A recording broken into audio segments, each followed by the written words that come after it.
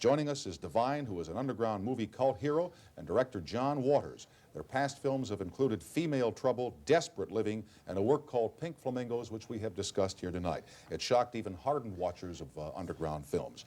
Now they have an R-rated picture on the way. In fact, it's here in town and could be across America very shortly, called Polyester, which stars appropriately Tab Hunter.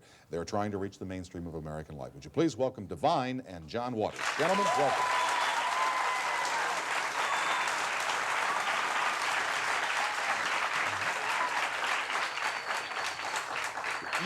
I'd forgotten this, but you were on this program about 2 years ago. 2 years ago. I can't believe that you've made this film, Pink Flamingo, where you go over after the dog has done the thing and you...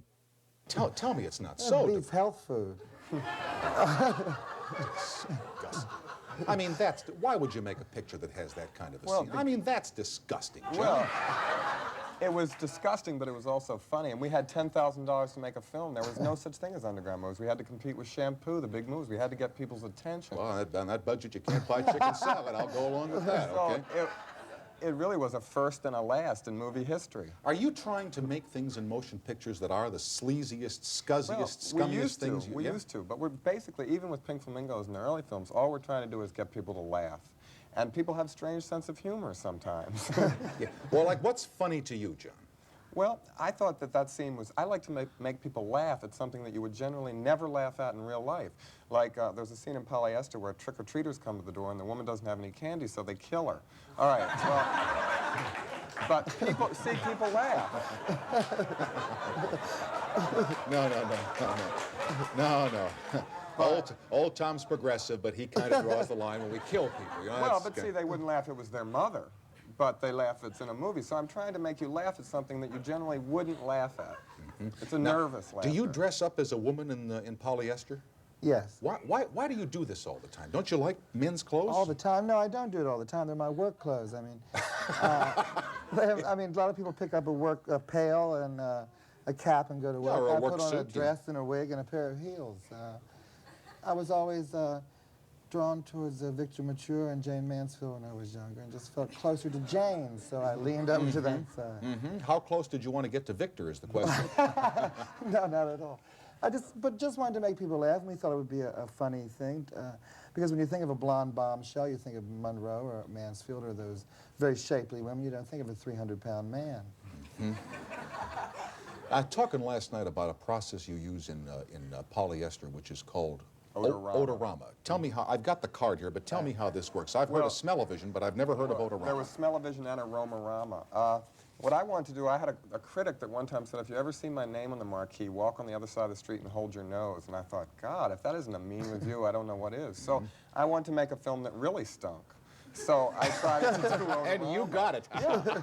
So basically a number appears on the screen. You scratch and sniff the particular number. You want to try number 9? Okay, just a second. Hold on. Here, you pass these out to the audience for Polyester, and at certain points in the movie, a number appears on the screen. Starts flashing. Okay, and it's of a particular scene, and you will smell what's going on the screen. Whatever Francine smells. Okay, now you said number 9, and they hollered out, no. There's a worse one than 9. I was being kind. I mean, are these bad smells? Some are good, some are bad. Tell me some of the good ones. Rose, pizza. That's about it. Which one is 2 out of 10. Okay. What are some of the bad ones? Well, try number 9 and see if you can identify. Just give me a clue. It's not that bad. It's not. It's number 2 is what you think it is. Number 2 is number 2. You really are a sleazebag, John. I got to tell you something. How long have you two known each other? Have you been partners a long time? Since we were about 16. We grew up, Divine lived up the street from my parents, really, and we grew up together in the same suburban neighborhood in Baltimore. No kidding. Following dogs up and down the street?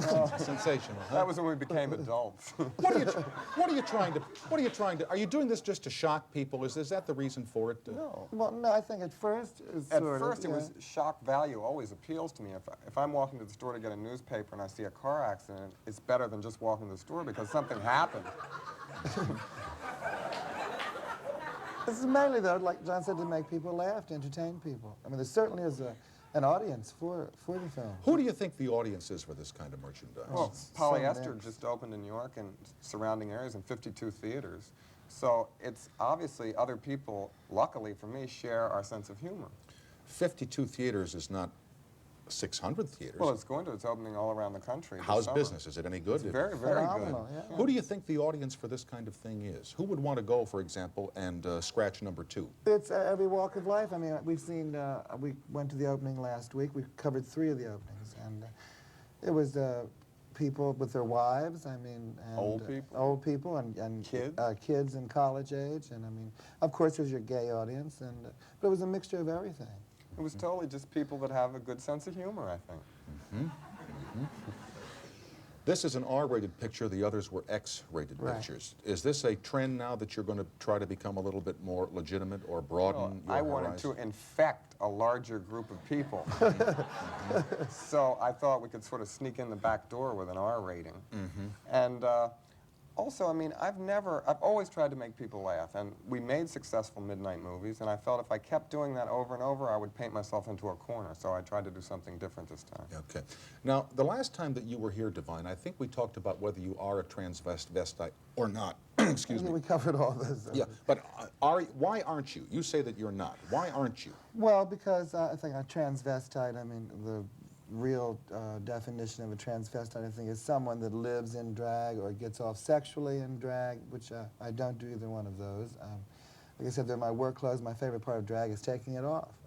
It's very uncomfortable, and I mean, I don't really enjoy it. I enjoy what comes from it if I can make people laugh, and because I am a comedian. So, like A comedian? A comedian. Oh, That's okay. what I said. So I mean, if I'm able to do that, then great. Make people laugh and enjoy themselves. I got no business asking this, and I mean, you'll hit me, but is Divine straight? So, well, yeah, I have a wife and 6 kids in Oklahoma. Okay. It's not quite a yes or no, but we'll accept it for the sake of argument. Divine, it's good to have you back with us again. Thank you. John, you're a crazed person. You really are low, John. We will continue from New York right after these announcements.